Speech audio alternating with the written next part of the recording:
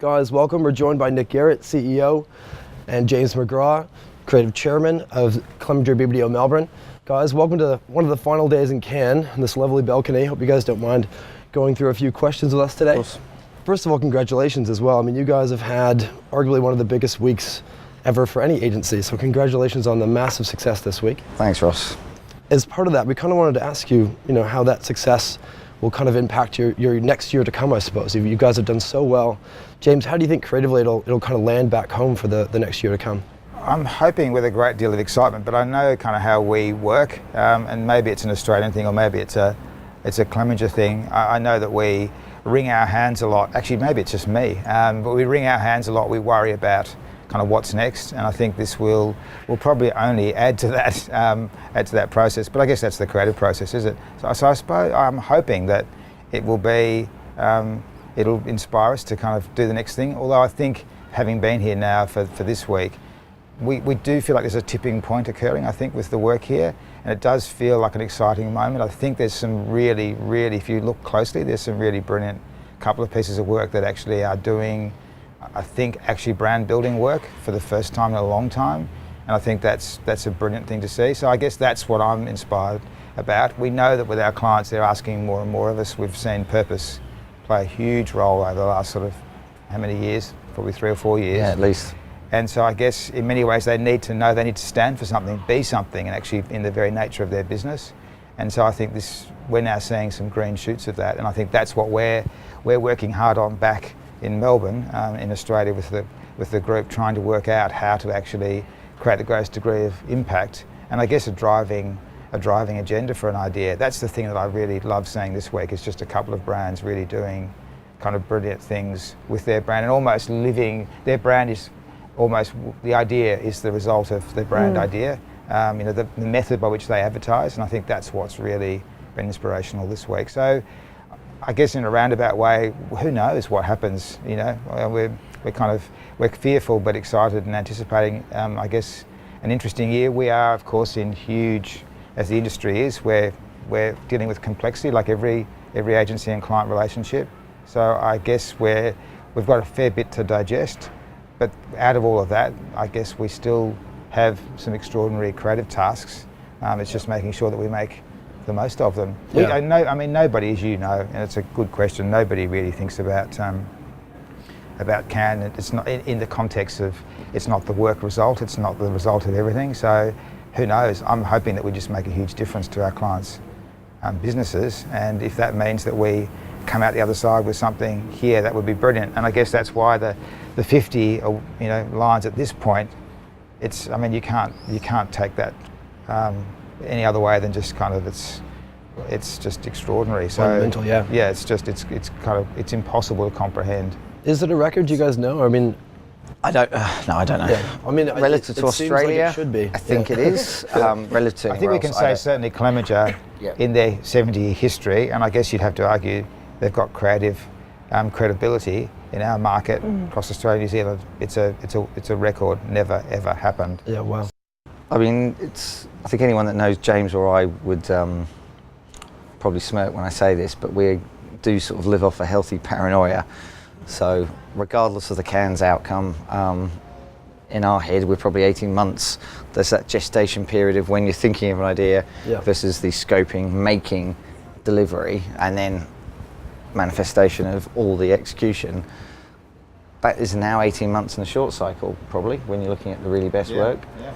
So, we would have already passed. Yeah, there's some exciting things we're building on. There's some things we need to put a lot of energy into. So, yeah, I guess the bar got a little bit higher and there's a little bit more pressure. That's the honest answer. Yeah. It won't be repeated, one would imagine. Which probably leads us nicely on to our next question, which is, this week publicists broke the news that they weren't going to be entering any awards in 2018. Yep. What are your thoughts on that?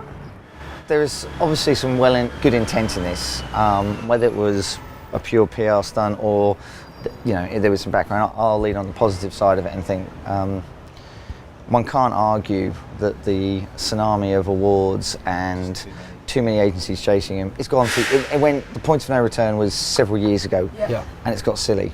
That's a fact. The second piece is any holding company, any network or any individual agency we are grappling with the same complexities and transformation issues that our clients are. To battle that, we have to innovate, we have to invest, we have to do things differently, and we will need to find the right amount of revenue to do that. And I guess if you're looking from a holding company perspective, this was one lever they could pull to find that revenue. That's not wrong. On the other end of the spectrum, Cannes is the best marketplace for proving creative excellence. Yeah. And Cannes has done an amazing job in the last 5 to 10 years of really dialing up the performance side of the business. So the best work that's on big clients, that has great results, tends to win. And if that disappears, I'm not sure what other forum or platform we'll have for clients to buy into and to get inspired. I leave Cannes inspired, you leave Cannes inspired. Yeah. There isn't going to be another week like this where everyone gets there. So it'll be interesting times ahead. We are certainly seeing a trend over the last couple of years of not traditional creative agencies hiring creative people, and that is including ourselves at Google, but managing consulting firms are constantly doing this now. Media agencies have been doing that for a while as well. Do you think the role of a creative is changing, and do you think that that role can succeed outside of a creative agency, the traditional sort of creative? I mean, you'll have a better answer than me on this, but I think it comes back to that collaborative spirit, doesn't it? I think. Yeah. I think that's the. But there is that awkward period where I think creative people. It takes a great deal of guts, I think, to make that decision. But to have the resources, of, some of the organisations we're talking about, and probably the tech side of things is probably more understandable to me in a collaborative sense than potentially a consulting side of the business. But I'm not to say, again, because organisations are so driven by purpose now, they need to have the machine of the business actually working brilliantly. I mean, I'm not to say that's not going to work perfectly well, but I think it is I think there still is, though, a difficulty. I think people who make the move really have to be very sure of themselves, and they often are. Yeah. They're brilliant creative people who really, I think it's just, they're probably driven by an interest in getting out of the repetition of advertising in the advertising industry, and maybe the newness, and well, not even newness, just the difference of actually maybe changing the model, breaking it. And I think because they are interested in collaborating, finding new partners to work with. So having said that, I would imagine, and you could probably talk about this as well, I think there's a great deal of difficulty for a creative soul, I think, often in these partnerships. I think it's 100%. a very difficult transition, I would have thought. Yeah. Some people may do it brilliantly. I think for a lot it's a good idea at the time, and then I think it's a very foreign, and you've got to have a commercial mind, you've got to be pretty pragmatic. So I think if you're that type of creative person, it probably could work. I think one of the hardest things is actually, we'd be the first to admit we're still on a journey at Google in terms of how we are sort of leveraging our creative prowess, because we do have some great talent. But one of the hardest things is, you assume because you've been hired, I suppose, as a creative, that everyone understands exactly how you would need to work, what your value is. What you need to feed your creativity. Yes, and that'll be the first thing that hits you when you arrive, is that no one really, especially at Google, which is a very metrics-driven company, that doesn't land immediately right away. There's also the status too, I think, and not that, because I'm extremely, I think we drive, kind of modesty, but I think there's a sort of just a genetic understanding that there's a status with creativity, but in organisations like Google, there are all sorts of extraordinary people being creative in all sorts of ways, but not with the conventions of a classical creative person. So I think understanding that and understanding where you fit, I think that's the hardest point, is kind of how do I calibrate? As you say, the machinery, everything about it is so not built around that familiar process, it's unfamiliar. There's a nice quote from a lecture a couple of years ago, and it's always stuck in my head. Companies don't collaborate, people do. And that's kind of all it comes down to, right? For us to be progressive, for other businesses to be progressive, we are working together. Our clients need us to work together. And that's going to be sped up by having great creative people that can talk to each other and connect. I mean, that there's a no-brainer there. Whether creative people flourish, survive, grow, and more get hired into your organisations, I think it depends. I think there is a big swing on what type of firm and what the output and purpose of that organisation is. I think the other big thing is at what level you're going at and how far upstream.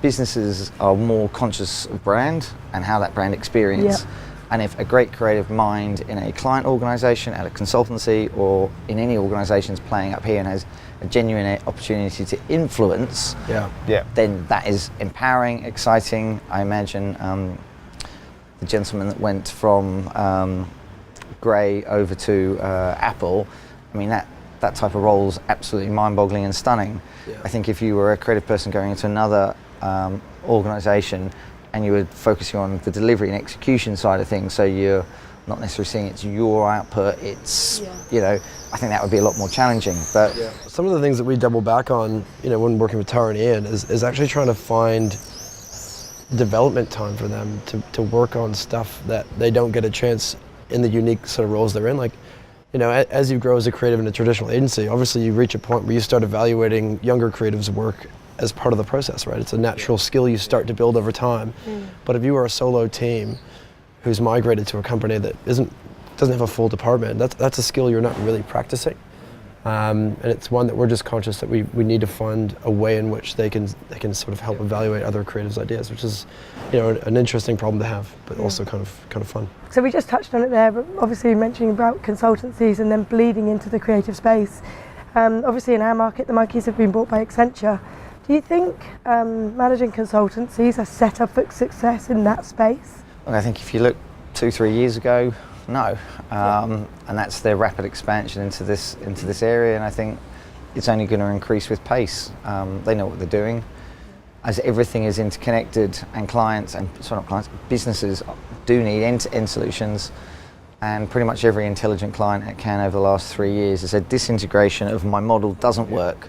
The work isn't as good, the output isn't as good, and I'm spending too much of my own personal time and energy connecting, corralling, policing that sort of process and force and output. If the stepping stone between, however, you know, the Accentures of this world define their end-to-end solution is having a really strong creative offering, and the Monkeys are, then it's a smart move, and they can service more of their client needs. It'll certainly be one of the more interesting ones to see how it plays out culturally, that's for sure. I mean, if anyone's capable, they are. It's just how that. It's like even if they were having perfect synchronicity, it's still the bringing together of an extraordinarily proud, clever company into another greater company. I think there's all culturally as well when just you merge. Mergers. I mean, just mergers per se, regardless if it's all brilliant and perfectly handled. Just the distraction that can create, and it'll inevitably create for the partners whose business in the Monkeys it is. It will be very distracting for them, and it may be very satisfying as well in that process. But it's going to be, regardless of how brilliant it is, going to be a process. I was talking to somebody about another Accenture acquisition recently, and they made a really good point, and I thought was fascinating. I guess if a holding company or a network was buying an independent or a micro network, sure, they're buying for reputation, they might be filling a gap in their portfolio, but there is a very clear need for growth and the revenue to be going up, and that, you know, the strategy is also financial. You're looking with Accenture at a global level, or even a local level, you don't imagine that looking at that creative agency, it's profit to be filling a hole in any other portfolio. So therefore it's an investment opportunity, it's a scalable opportunity, and that then becomes really, really exciting. And this was someone from the UK telling me, and I thought that was a brilliant observation. We're framing this through the lens of understanding how holding companies and networks acquire other independents, which do tend to fall down because the founders and owners go, okay, I don't want to be in this and I have to report my X percentage of profit and my earn out and all of that stuff. But if it's actually an investment or opportunity to amplify that part, then you go, okay, well, why wouldn't you stay? That becomes interesting, right? So you've got scale and ability to do those things all of a sudden, As part of your sort of most awarded campaign this year, Meet Graham, you did leverage a piece of Google technology, which is great. Google Tango was used to kind of, and not as a big part of that campaign, I will say that the campaign was very successful outside of the use of Tango, but you solved a really interesting problem. The idea you had already, but I think when it came to the physical sculpture, you're able to kind of navigate the sculpture and pull off information digitally using Tango, which is great. Do you feel like we are keeping you guys up to date with our technology very well? Is there more that Google can do to inform you guys as a business in when you're creating it, I suppose, sort of helping populate that creative process? The answer should always be yes, because we if we're curious, we're going to ask for as much as we can, and you guys will want to push as much as you can. I think that particular situation was a great example of what can happen if you've got the right people in the room at the right time. And I was in a room with you, Ross. You and I had a relationship from a past life while I was at another BBDO agency, and we'd worked on some successful stuff together. You came in, you shared some of your technology, we were also sharing a few of our ideas, and there was that moment where this is absolutely perfect. We did have a delivery and execution challenge with Graham, and then a piece of technology solved it. Now, if we were to sort of do that every 3 months, that wouldn't be enough, because the cycle, you're going to miss it. It then has to happen organically. But it's on us as much as you to go and ask you and go, okay, I've got a problem, it's X, how would we solve it together, and come to it. So I think if agencies are waiting for you to knock on the door, that's not the answer. What I love about the use of Tango in Graham is that it was already a great idea and already going to be executed amazingly. This was not technology for technology's sake. This solved, to your point, one issue that was you were having, I guess, with the live sculpture in that environment. The artist didn't want to add tags and digital in different things spaces. to it. Had to be able to go to different spaces that map differently. Which is a great challenge. That's where we I think that does come back, doesn't it? To I guess, and it is an attitude shift, which I don't know. Well, probably we aren't always perfect about, because you never get, as you say, that moment of just literally, oh gosh, you've just told us the very thing we needed to hear. I think creative agencies are pretty good at keeping a store of. We have great capacity for kind of a back playlist of stuff. So I think it's always helpful. But I think it is that attitude of, I think our attitude of collaborating has just got to get a whole lot better. I just think we're sort of humbled by that every time it happens, and we don't ever quite learn the lesson perfectly. So I think it is a tricky thing. So I think agencies broadly, but I guess we can only talk about ourselves, we're probably not as brilliant as we could be. And again, it comes back to those people who naturally, who are thinking in the right mindset but are naturally collaborative, then we're going to hear stuff in the right spirit. And I think that's just being open to that is quite a shift still for us. I think it's really nice, Nick, to hear you say that as well, that we, both sides of us, have to come together in that partnership, and you guys are as curious around our technology as we are excited to share it with you. Yeah, exactly. 4 or 5 years ago, the word enemy would have been used. 2 or 3 years ago, that became frenemy. I think you're judged on your behaviour, and Google is immense, and its opportunities in the future to influence the world and whatever we become is unquestionable. But you guys are collaborative. You get stuck in. You do care about. You've got people that care about the work, and everything I've seen through a BBDO filter. It's been very direct and it's been clear, and I think also principles aren't principles until they cost you money, and we've both worked on several projects together where we've sacrificed things for the better outcome of the work, the idea, and I think there are a lot of technology companies and a lot of media partners that there's a lot of rhetoric, but it actually comes to a financial sacrifice to actually do something different, pioneering and challenging, they're not there. So I think that's the biggest compliment, and it's probably more your team versus the world of Google. No, we appreciate that, thank you. So obviously we've touched lots on Graham because it's picked up so many awards. When you first saw that idea, could you identify that on a piece of paper as something that was going to be so great for you? Not just at Cannes, but as a campaign itself? I think the thing that we were just talking about it before a little, just we presented to the innovation jury with Graham, and I guess in that process, it was interesting for us to remind ourselves where the innovation actually occurred. And it actually occurred in multiple places, but probably was there one dramatic innovation? Certainly not. And when we presented, we declared that very clearly. So in many ways, that probably was not perfect for that jury. But in reality, there was an innovation moment. The sheer idea. I mean, often there are ideas they have to be seen to become an idea, or they have to have an executional moment, but just that very thought of actually visualising what you have to look like to survive a low-level speeding accident, even just saying that, you kind of know that's actually, you're kind of on your way. And I think obviously Patricia, the creative guys, the way they worked with and collaborated technology-wise, all of those aspects made it possible and made it brilliant and seamless and effortless and all the things that great thinking does. It sort of removes all the complexity. But just hearing that as an idea was really powerful. And then knowing obviously then the effect that we would have in portable terms of being able to take this object to other places where it needed to go and be.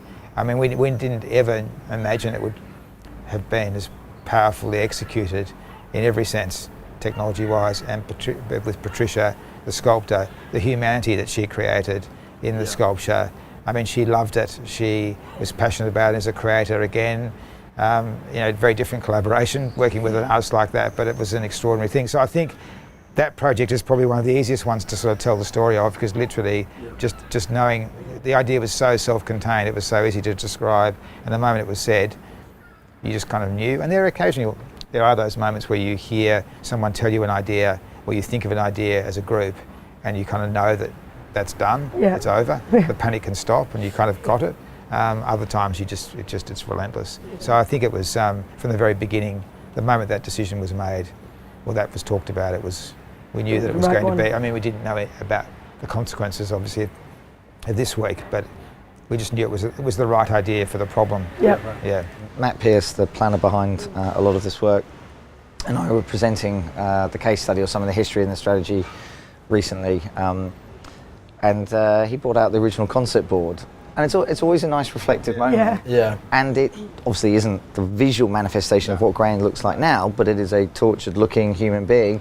And on the concept board is the name Graham. So I think when you see it, it's the post-it note test. Is that the idea I'm delivering with? And is it the same idea week after week after week? Lots of ideas don't. You can do it retrospectively, like a great strategy. You can make it up. You can go back and do it again and say that's what the strategy was.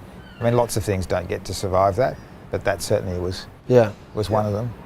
Maybe a testament, right? I mean, it transcended culture as well. I remember I was talking to some of the guys at BBDO, and I was watching a hip hop interview of a young Filipino artist that's up and coming, T-shirt, speaking to Pharrell Williams, and he takes his jumper off and he's wearing a Graham T-shirt. And I was it's like, wow, it's like that's amazing.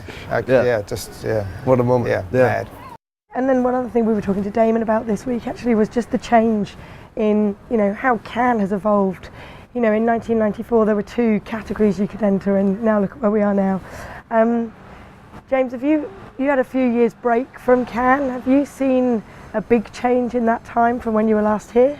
I think it's so tricky, isn't it? Because I think you can sort of say there's an opportunistic nature to Cannes, the organisers of Cannes, around category. And I think you certainly, when you're in, and I was chair of Direct a few years ago, and when you're actually in that position, you realise that every jury kind of has the same, literally you would think that the categorising is wildly different, but actually there's a sort of blurring across so many categories, and I think that's also exaggerated by probably impure work that isn't brilliant, that isn't defined by its category. So you get this sort of, again, because they are about the year, the work that fits approximately the category then gets acknowledged in that way, and then I think there's a weakening of the precision of the categories.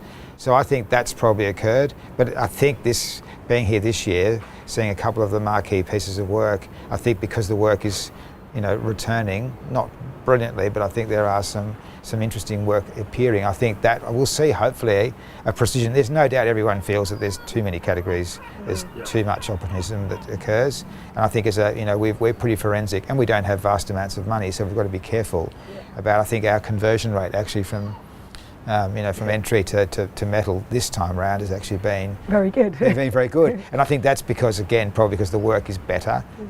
But it's I can't blame Cannes for that. I think there's a quality of work. I think there's just a blurring and an untidiness, and I guess then what happens is then we have a layering of jury members that then get triggered by their success the year or 2 years before. They obviously want to have the best as they determine in class. So I think there is a slight loss of precision as time goes on, but I think as we see the work improve, I think we'd all like a few less categories. I think that would be, but that's not going to happen. I guess it's just, the complexity is not going to change. Awesome. Well, guys, thank you so much for joining us and taking the time. We really appreciate it. It was great chat. Thanks, guys. Nice to be here.